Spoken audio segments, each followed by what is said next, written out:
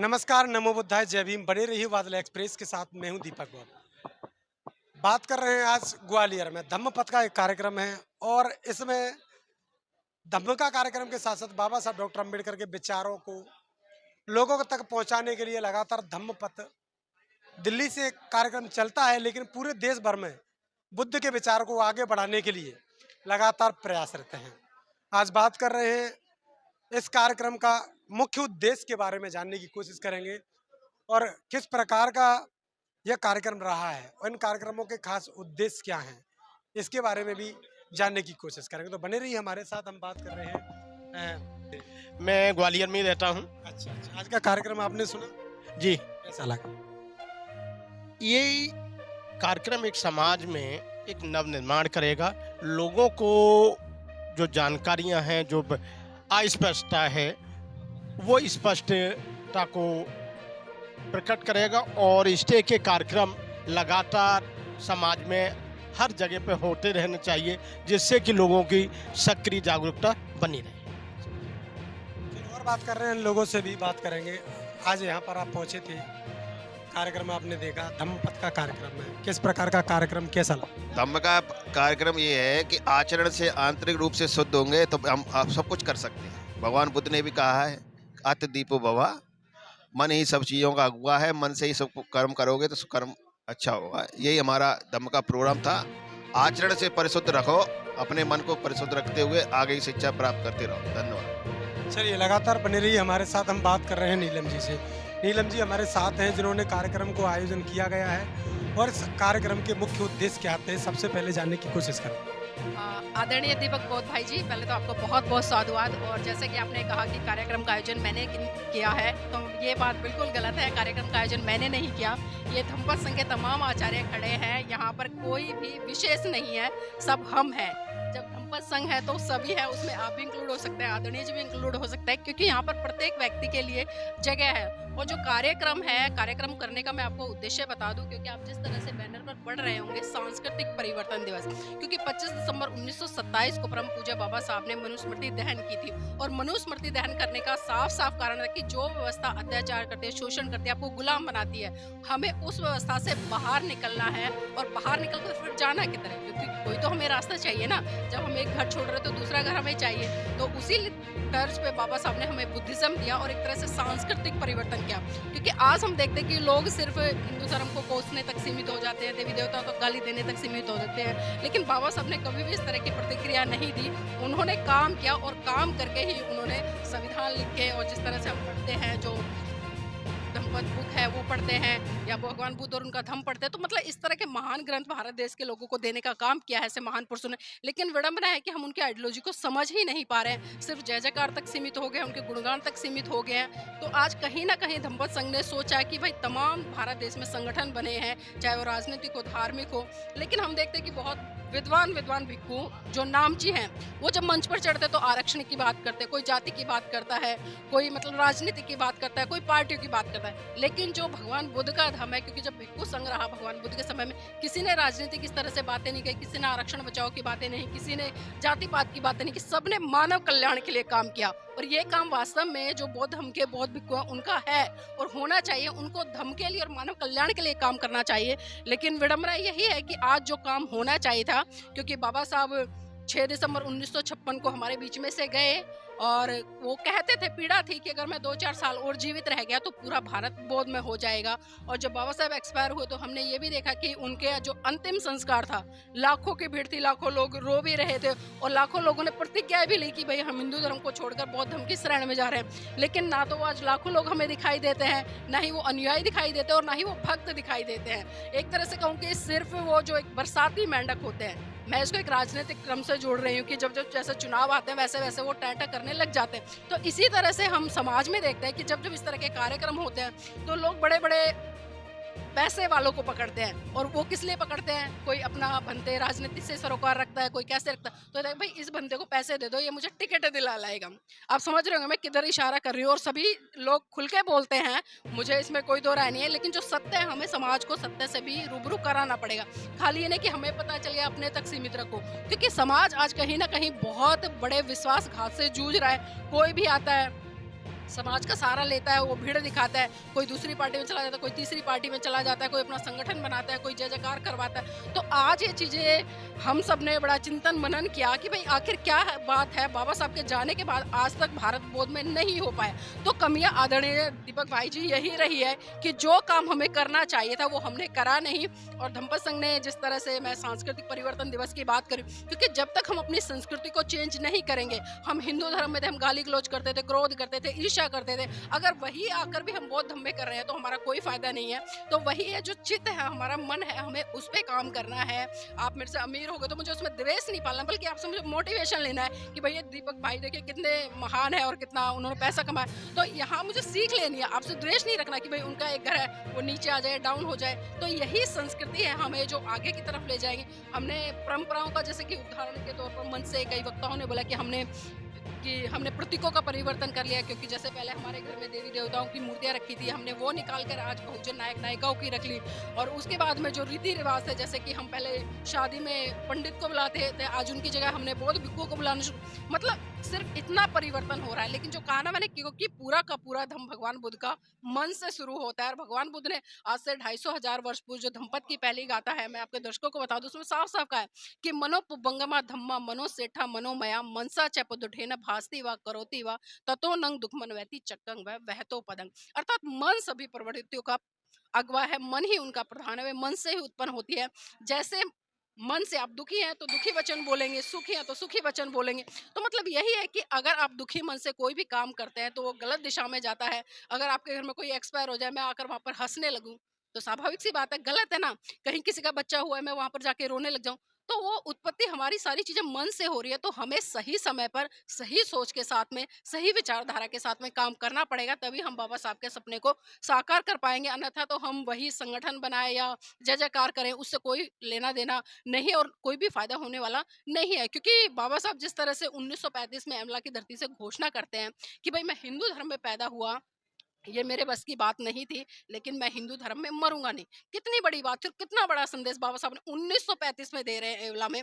और ठीक 21 साल तक वो लगातार तमाम धर्म ग्रंथों का अध्ययन करते हैं, तमाम धर्म गुरु उनके पास जाते हैं, उनकी अच्छाइयाँ बुराइयाँ धर्म की सब जांच करते हैं। लेकिन बाबा साहब अंतिम दौर में कहाँ पहुंच रहे? बुद्ध की शरण। ठीक 21 साल बाद 14 अक्टूबर सन 1956 में बाबा साहब ने नागपुर की धरती पर लाखों लोगों के साथ में बौद्ध धर्म की दीक्षा ली और इस देश के लोगों को एक ऐसा वैज्ञानिक धर्म दिया। अगर मैं बात करूं, क्योंकि अभी पिछले दिनों जिस तरह से संसद में एक बात उठी बाबा साहब को लेकर के, अम्बेडकर, वो लोग संस्कारवान थे या नहीं थे? देखिए वो संस्कारवान नहीं थे जिनकी आप बात कर रहे हैं, जो लाखों लोग थे। अगर वो संस्कारवान होते तो आज पूरा भारत फिर से बोधमय होता और चारों तरफ से गली कूचे मोहल्ले से सिर्फ आज भी एक आवाज आती कि ले अंत मन दीप भव, मूल मंत्र बने स्वयं के स्वामी, गूंज उठे हर बस्ती से बुद्धं शरण गच्छामि। तो आज वही है, ना तो वो संस्कारी थे, ना ही उनके अंदर संस्कार थे, जो कि हम पाली में बोलते हैं संस्कार को। क्योंकि संस्कार सबसे बड़ी महत्वपूर्ण भूमिका निभाता है। जो संस्कृति है किसी भी चीज को आगे प्रचारित प्रसारित करने में बहुत बड़ी भूमिका निभाते हैं। और मुझे एक कोटेशन याद आ रही है, मुझे नहीं पता वो बाबा साहब की है किसके, लेकिन मैंने पढ़ी थी कि जो मनुवादी लोग होते हैं उनका 4 साल का बच्चा भी अपना 40 साल का इतिहास जानता है, लेकिन विडंबना है कि जो बहुजन समाज का 40 साल का व्यक्ति है अपने 4 साल का भी इतिहास नहीं जानता। और जब तक हम अपने इतिहास को जानेंगे नहीं तो तब तक हम सही दिशा में आगे बढ़कर काम नहीं कर पाएंगे। और जैसा कि मैंने कहा कि बाबा साहब 1956 में धर्म ग्रहण कर रहे हैं और देश के लोगों को मैसेज दे रहे हैं। अब तमाम लोगों से जब हम चर्चा करते हैं तो बहुत सारे लोग ये कहते हैं कि बाबा साहब का निजी फैसला था। मतलब धर्म परिवर्तन को ये बोल के टाल देते कि बाबा साहब का निजी फैसला था। अब मैं उन लोगों से भी सवाल करती हूँ कि भाई अगर बाबा साहब का निजी फैसला था तो घर में बैठ के धर्म परिवर्तन कर लेते। क्या जरूरत थी उन्हें 21 साल तक अध्ययन करने की? मतलब समझ रहे हैं कितनी बड़ी बात है 21 साल तक। अगर आज मुझे धर्म परिवर्तन कर रहा हूँ, मैं आज किसी भी गुरुद्वारे में जाऊँ या चर्च में जाऊँ या फिर मस्जिद में जाऊँ या किसी मंदिर में जाऊँ, 1 घंटा नहीं लगेगा मुझे धर्म चेंज करने में। लेकिन बाबा साहब ने 21 साल लगाए और उसके पीछे कारण था, वो जानते थे कि जो मेरा बहुजन समाज है वो बड़ा ही मासूम है, निर्दोष है, जो जिसको जैसे बहकाएगा वो वैसे ही बहक जाएगा। इस समय से एक संगठन के पास इसकी जिम्मेदारी थी, वो लगातार काम भी कर रहा था। बोलते समता सैनिक दल भी बढ़ेगा, धम्म के अनुयायी बढ़ेंगे, 5 लाख से 10 लाख हुए। क्या हुआ ऐसा जो धम्म की गत नहीं पकड़ पाए? देखिए, मैंने बिल्कुल पहले ही कहा था कि जो संगठनवाद आज पनप गया है और संगठन में आज जो भिक्खू संघ में हुआ करता था, संघ, क्योंकि संघ में किसी एक व्यक्ति का वर्चस्व नहीं होता, लेकिन जो संगठन है, संगठन में क्या आप देखिए, मैं अध्यक्ष, मैं उपाध्यक्ष, मैं सचिव, मैं महासचिव, अगर यही लोग ईमानदारी से काम करते हैं ना, आज बाबा साहब के नाम से, तथागत बुद्ध के नाम से लाखों संगठन भारत देश में बने हुए हैं। अगर लाखों संगठन का कैलकुलेट करें ना, एक अध्यक्ष को उठा लीजिए, अगर मैं 1 लाख अध्यक्ष की बात कर रही हूँ, तो 1 लाख अध्यक्ष प्लस में 5 अधिकारी होते हैं, एक अध्यक्ष, एक उपाध्यक्ष, एक सचिव, एक महासचिव और एक कोषाध्यक्ष, 5 हो गए ना। आप इस 5 को 1 लाख से मल्टीप्लाई कर दीजिए, कितना जाएगा। अगर एक व्यक्ति 1 महीने में एक भी व्यक्ति को, मैं 2 दिन की बात नहीं कर रही, 3 की नहीं कर रही, 5 में पूरा एक व्यक्ति के लिए एक व्यक्ति निर्धारित कर रही हूँ। अगर एक व्यक्ति 1 महीने में एक व्यक्ति को तैयार करता है, तो इस भारत देश का सिनेरियो देखिए। लेकिन वो लोगों ने किया नहीं, और आज जो धर्म इतना, मैं कहूंगी वही चीज है कि शुद्धता नहीं है, और जब तक किसी भी चीज में प्योरिटी नहीं होगी, शुद्धता नहीं होगी, वो ज्यादा समय तक स्थिरता स्थापित नहीं करेगी। अब आप देखिए कि जो दूसरी संस्कृति है, उनके घर में बच्चा पैदा होता है, वो बचपन से ही सारे संस्कार वो करते हैं, और बच्चा उन्हीं संस्कार को देखते हुए छोटे से लेकर बड़ा होता है, और उसके मन मस्तिष्क में वो संस्कार बस जाते हैं, और वो चाहकर भी किसी दूसरी संस्कृति में नहीं जाता। लेकिन हमारे बच्चों को देखिए, आज हम कितने ही संस्कार देते हैं, दूसरे स्कूल में जाते हैं, दूसरे बच्चों के साथ में घुल मिलते हैं, तो उन्हीं की संस्कृति को अडॉप्ट कर रहे हैं, और जब माँ बाप बोलते हैं तो कहीं ना कहीं वो वाद विवाद भी करते हैं कि नहीं, इसमें क्या बुराई है। तो ये हमें समझना पड़ेगा। वो लोग भले कितनी चुपड़ी चुपड़ी बातें कर ले, कितनी समानता की बातें कर ले, कितना साथ में बैठ के खाना खिला ले, लेकिन जो जातिवाद है ना, वो उनके जहन में है, और उससे जातिवाद ज्यादा हमारे अपने लोगों के जहन में। क्योंकि बाबा साहब ने साफ साफ संदेश दिया 1956 में कि भाई आप जो जाति हैं उनको तोड़िए, सब बाहर निकलिए और बौद्ध धर्म की शरण में जाइए। अभी उदाहरण के तौर पर हम 4 लोग यहाँ पर खड़े हैं कैमरा के सामने, जैसे डॉक्टर साहब है, बाबूजी हैं, आप है, मैं उदाहरण दे रही हूँ। आप वाल्मीकि समाज से, वो खटिक समाज से, ये रैगर समाज से है, मैं धोबी समाज से हूँ। हमारी पहचान है ना, हम जातियों में ना, अगर हम ये सारे जाति सूचक शब्द हटाकर अपने नाम के पीछे बौद्ध लगा दे, तो क्या कोई हमें पहचानेगा? हमने बाबा साहब की इतनी सी बात नहीं मानी, और आज हम कोई द ग्रेट चमार का बोर्ड लगा रहा है, कोई द खटिक का लगा रहा है, द वाल्मीकि का लगा, तो बताइए हम कैसे बाबा साहब की जय जयकार करें, कैसे बाबा साहब का, मैं तो ये कहूंगी हम बाबा साहब का ना सम्मान नहीं बल्कि उनका अपमान कर रहे हैं। तो इसी मुहिम के तहत धम्मपद संघ ने जो 3 साल का कोर्स निर्धारित किया, जिसमें कि प्रथम वर्ष का जो आचार्य कोर्स है, बहुत संक्षिप्त सा कोर्स है, जो भी उसको याद कर लेता है उसको आचार्य की पदवी मिल जाती है। आचार्य मतलब लोग सोचते हैं कि भाई आचार्य क्या है, यहाँ पर जो व्यक्ति सिखाने वाला होता है, क्योंकि हमने सीखा, जब मैंने सीखा तो मैं साधारण थी, उपासिका के तौर पे थी, लेकिन जब मैंने कोर्स किया और परीक्षा हुई, मेरी 5 आचार्य बोर्ड के थे, उन्होंने मेरी परीक्षा ली, और जब मैंने परीक्षा उत्तीर्ण की तो मुझे आचार्य की उपाधि मिली। तो अब ये मेरी नैतिक ड्यूटी बनती है, जिस तरह से संघ ने मुझे तैयार किया है, मैं और लोगों को तैयार करूं। और देखिए, धर्म को फैलाने का शुद्ध तरीका यही है, हमें प्रशिक्षु तैयार करने पड़ेंगे। जब तक हम प्रशिक्षु तैयार नहीं करेंगे, लोगों को बुद्धिज्म की बेसिक जानकारी नहीं देंगे, तब तक हम भारत को बोध में नहीं कर पाएंगे। और विडंबना वही है कि जो बार बार आपका सवाल उठ रहा है कि इतने लोग थे लेकिन आज तक भारत बोध में नहीं हुआ है, तो प्रशिक्षण नहीं हुआ है, ना तो उस दिशा में बौद्ध भिक्खुओं ने काम किया, भिक्खु संघ ने काम किया। क्योंकि आज के जो बौद्ध भिक्खु है, सिर्फ वो भी कहीं ना कहीं अपने पेट तक सीमित रह गए। पहले बौद्ध भिक्खु चारिका के लिए निकलते थे, गली गली जाते थे, भिक्खा टन करते थे, लोगों को देशनाएं देकर आते थे। लेकिन आज के आप देख रहे हो, किसी गली में आपको बौद्ध भिक्खु घूमता मिलता है? कभी देश न देने आपके घर आता है? या इसी तरह से जो उपासक उपासिका है, जो संगठन बनाकर बैठे, प्रशिक्षण नहीं हो रहा, सिर्फ मंचों से घोषणा कर देंगे कि हम 2025 में 10 करोड़ बौद्ध बनाएंगे। अभी आने वाला है, हम सवाल करेंगे उनसे कि जितने बड़े बड़े नेता थे, जितने बड़े बड़े भिक्खु थे, जो लाखों लाखों रुपए डोनेशन उठाते हैं समाज से, कहाँ है 10 करोड़? क्योंकि कहना बड़ा आसान है, लेकिन उसको जमीन पे चरितार्थ करना बहुत मुश्किल है। हम उदाहरण है कि पिछले 1 साल में हमने 110 आचार्य बनाए। 1 साल लगा है 110 लोगों को तैयार करने का। किसी पे हमने 3 महीने खर्च किया, किसी पे 2 महीने, मतलब जिसकी जैसी क्षमता। जो पढ़ा लिखा है, मैंने 2 दिन में कोर्स याद कर लिया, क्योंकि समझ थी, पढ़ी लिखी थी, मिशन मूवमेंट थी। लेकिन कुछ आचार्य हमारे ऐसे भी जो बिल्कुल अनपढ़ है, पढ़ना भी नहीं जानते, लिखना भी नहीं जानते, उन्होंने 2-2 3-3 महीने लगाकर उसको सुना है और सुन के उसका वाचन सीखा है, तब जाकर उन्हें पाली और हिंदी सारा धम्म पता चला है। तो ये बहुत जरूरी है, क्योंकि जब तक हम शिक्षित नहीं होंगे, शिक्षण हमारे पास नहीं होगा, तब तक हम कितनी बड़ी बड़ी बातें करते रहे। कोई 10 करोड़ बनाए, कैसे बुद्धिस्ट बनाना चाहते हैं? अम्बेडकरवादी Buddhist, simple Buddhist, Hinayana, Mahayana, किस प्रकार का बौद्ध? देखिए, मैंने फिर कहा कि जो बौद्धिस्ट है, जो बाबा साहब ने जो दिशा दी हमें, क्योंकि आज हम बाबा साहब से बड़े स्मार्ट अपने आप को समझने लगे हैं। लोग बाबा साहब पे भी सवाल कर देते हैं। सवाल करना अच्छी बात है, लेकिन कम से कम उनके बराबर कद तो लेके आइए। उनके बराबर कद लेके आइए, उनके बराबर डिग्रियां हासिल कीजिए, उनके बराबर संघर्ष कीजिए, तब आप बाबा साहब से सवाल कीजिए। अब हमारी एजुकेशन नहीं है उनके रत्ती भर भी, और हम सवाल खड़ा कर देते हैं बाबा साहब पे। बाबा साहब ने आपको बिल्कुल प्योर बुद्धिज्म दिया है, जो भगवान बुद्ध ने दिया वही बाबा साहब ने दिया, उसमें किसी तरह की लाग लपेट नहीं की। ये तो लोगों ने खुद कोई हीनयान में घुस रहा है, कोई महायान में, मतलब अपने तरीके से अपनी सुविधा के अनुसार। और मैं आपको एक बात बताऊं भाई जी, तमाम ऐसे संगठन है जो बुद्धिज्म को लेकर काम कर रहे हैं, उनके अध्यक्ष हैं जो, मैंने उनको देखा है रात के अंधेरे में बेटियों की शादी हिंदू धर्म से करते हुए। अब बताइए कैसे बोध हो, मतलब समझ रहे हैं, शादियों में डेकोरेशन तो ऐसी करा देंगे भाई, इनसे बढ़ चढ़कर, इनसे बड़ा कोई भी बुद्धिस्ट है ही नहीं, इनसे बड़ा कोई भी विचारधारा पे चलने वाला नहीं है। और जब सारे वहां से लोग चले जाते हैं खाना खा पी कर, फिर बाद में पता चलता है कि पंडित जी आते हैं, फेरे कराते हैं, फिर बाद में क्या, अरे वो बेटे वाले नहीं मान रहे थे, बेटे वाले नहीं मान रहे थे। मतलब बाबा साहब ने कभी समझौता नहीं किया, और आज आप मतलब उसको अपनी मजबूरी का नाम देकर समझौता कर रहे हैं, और फिर एलिगेशन दूसरों पे लाए। तो वही चीज है, जब तक हम शुद्ध रूप से भाई जी धर्म को नहीं समझेंगे ना, तो हम उसको हम कैसे पहचानेंगे अम्बेडकरवादी बुद्धिस्ट को और सिंपल बुद्धिस्ट को?